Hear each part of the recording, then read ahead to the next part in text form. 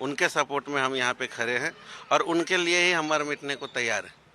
इसके बावजूद कुछ मल्टी टेनेंट ऑनर हैं जो हमारे खिलाफ जा रहे हैं और वो पीजी मल्टी टेनेंट एयरबीएनबी चला रहे हैं, जो कि नोटिस ऑलरेडी दे चुका है। नोटिस देने के बाद भी वो लोग कोर्ट में जाते हैं और कोर्ट में हमारे ऊपर मैटर करते हैं सोसाइटी के खिलाफ। અમારે છે ને 3 વાગે અમે વરસથી રહીએ છીએ, રાત્રે 3 વાગે બી નીચે પાર્કિંગમાં બહુ પીજી વાળા ભેગા થઈને એકબીજાનો જે તમે સારું નથી લાગતું અમે નીચે જઈએ છીએ, તો કારણ કે અમારે 3 વાગે મંદિર જવાનું હોય, કોઈક વાર અમે નીચે જઈએ તો ગાડીની પાછળ સંતાઈને અમે જે જોઈએ છે ને અમારાથી જોઈ નથી શકાતું અને ત્રાસ છે। દારૂની બોટલો ફેંકે છે, કાલે જ અહીંથી બોટલ ફેંકી પીજી વાળાએ, આટલું ટોળું ઊભું હતું છતાં વાગવા માટે, અને પાછળ દારૂની ફૂલ બોટલો ફેંકી હોય, કોથળીઓ ફેંકી હોય।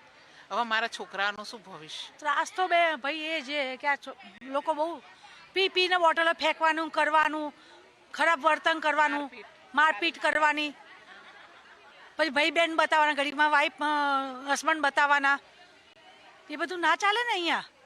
બીજા બધા ઉપર અસર શું થાય? છોકરાઓ, નાના છોકરા પર શું અસર થાય પછી? એકચ્યુઅલી પીજીવાળા સ્ટુડન્ટ અહીંના રહીશોને ખૂબ જ હેરાન કરી રહ્યા છે। આ 2 દિવસની વાત છે, પણ એના પહેલાં 3 થી 4 મહિના પહેલાં પણ સેમ ઇસ્યુ થયેલો હતો।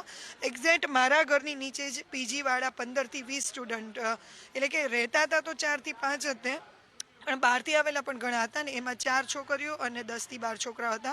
રાત્રે ઘણી બધી નશાની હાલતમાં એ લોકો હતા, અમે પણ ગયા હતા ત્યાં। આખી રાત અમે લોકો જાગ્યા, એ લોકોને લોક મારેલું હતું, એ કઢાવ્યા બહાર, એ લોકોને કાઢ્યા, અને 4 છોકરીઓ તો એટલી નશાની હાલતમાં હતી કે ઊભી પણ નહોતી થઈ શકતી। અમુક બોયઝ બી એવા જ હતા કે જે નશાની હાલતમાં ઊભા નહોતા થઈ શકતા। એટલે આવું તો આ 3 થી 4 મહિના પહેલાંની વાત છે, પણ હજી પણ ઘણું બધું એવું બની રહ્યું છે। અને આ 2-3 દિવસમાં જે બન્યું એ બી છે કે આ લોકો ખૂબ જ હેરાન કરી રહ્યા છે। અમને અમારા કિડ્સ સેફ નથી, અમે લોકો સેફ નથી, અમારે નીચે ઉતરવામાં તકલીફ પડે છે।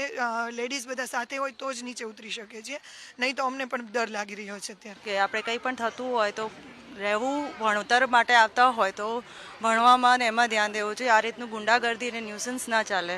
આજે છોકરાઓ છે, ફેમિલી છે, અમે છોકરાઓને એકલા લિફ્ટમાં ના મોકલી શકીએ, અમને ટેન્શન રહે કે અમે એકલા છોકરાઓને નીચે ના ઉતારી શકીએ, અમારે સાથે રહેવું પડે કોન્સ્ટન્ટ। એટલે આ રીતનું બિહેવિયર અને આ ગુંડાગર્દી અને ન્યુસન્સ અમે અલાઉ ના કરી શકીએ। એક ફેમિલી ક્રાઉડ હોય ત્યાં સારી રીતે સભ્યતાથી રહો। પીજીસને પણ રહેવું હોય તો ભણવા માટે આવે છે તો પછી ભણવામાં ધ્યાન દો ને, આવી ગુંડાગર્દી ને આવું દાદાગીરી કેમ કરો છો તમે? बहुत बच्चों पे बुरा असर हो रहा है, क्योंकि यहाँ बच्चे भी पता चल रहा है, जिस बच्चों ने, हमारे बच्चों ने सिगरेट ये पीना ये कुछ नहीं, हम लोग नहीं सिखाते, वो चीज़ें इनको यहाँ देखने को मिल रही है। जो चीज़ें हम बाहर छोड़ के आए हैं कि हम अच्छी सोसाइटी में जाएंगे तो अच्छा बच्चों को बताएंगे, लेकिन ये चीज़ें सोसाइटी में होने जा रही है, पीजी की वजह से हो रहा है।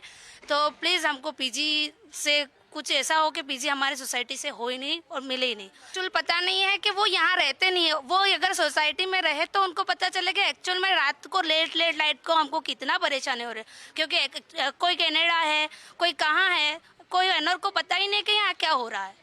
उनके उसके लिए यहाँ होगा कोई ऑनर तो उनको लाइव पता होगा कि हम कितना परेशान हो रहे हैं। रात को हमारे बच्चे, हमारी फैमिली पुलिस स्टेशन में जा रही है, 4-4 5-5 बजे हम घर पे आ रहे हैं, हम न्यूसेंस हम सहन कर रहे हैं। जो ઓનર્સ બહાર है उनको तो पता नहीं है क्या हो रहा है सोसाइटी में। મેમ્બરો જે ભાડા માટે અમુક માણસોને ભાડે આપી દે છે, અમને કંઈ ખબર હોય જ નહીં, પણ પીજીવાળા આવે 4-5 6 હજાર વધારે ભાડું મળે એટલે મેમ્બરોને બોલાય રાતે 12 વાગે, મેમ્બરો આવે ખરા, પછી બીજા મીડિયા સમક્ષ રજૂઆત કરી તો કે મારા મીડિયામાં આવવું નથી।